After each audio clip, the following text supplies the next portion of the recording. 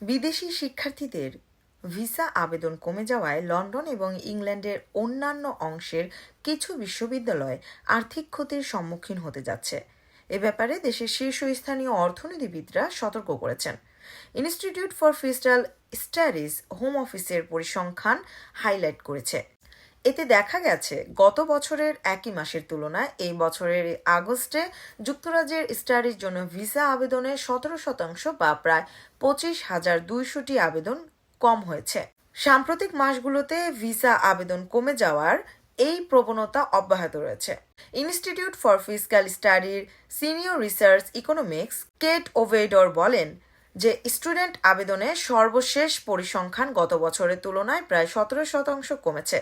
এখান থেকে স্পষ্ট যে বিশ্ববিদ্যালয়গুলো এখন আর ফরেন স্টুডেন্টদের উপর পুরোপুরি নির্ভর করতে পারবে না। এতে বিশ্ববিদ্যালয়গুলোর আয়ের বড় একটি অংশ কমে যাবে। পাশাপাশি নেটিভ ব্রিটিশ স্টুডেন্টদের টিউশন ফি বাড়ানোর ক্ষেত্রে চাপ বাড়তে পারে। জানা গেছে মাইগ্রেশনের পরিমাণ কমাতে সরকারি পদক্ষেপের অংশ হিসেবে জানুয়ারি থেকে বেশিরভাগ বিদেশি ছাত্রদের সাথে তাদের ডিপেন্ডেন্ট আনার ক্ষেত্রে নিষেধাজ্ঞা দেওয়া হয়েছে। হোম অফিসের তথ্যে দেখা গেছে 2024 সালের জানুয়ারি থেকে আগস্টের মধ্যে ডিপেন্ডেন্ট ভিসা আবেদন 15,500 কম হয়েছে। এই সংখ্যা গত বছরের একই সময়ের তুলনায় 83% কম। এদিকে এই পরিসংখ্যানের ব্যাপারে হোম অফিস জানিয়েছে যুক্তরাজ্যে স্টাডির জন্য স্পন্সর করা আবেদনের সংখ্যা জুলাই এবং সেপ্টেম্বরের মধ্যে সবচেয়ে বেশি থাকে। তাই এই বছরের অ্যাসেসমেন্ট ঠিক করার সময় হয়নি।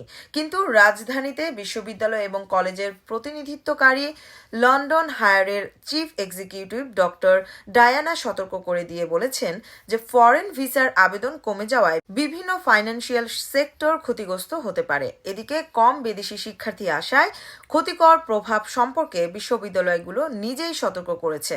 জানা গেছে বিশ্ববিদ্যালয়গুলো আয়ের 20% ইইউভুক্ত দেশগুলোর বাইরে ফরেন স্টুডেন্টদের দেওয়া ফি থেকে আসে, আর এর পরিমাণ প্রায় 11 বিলিয়ন পাউন্ড।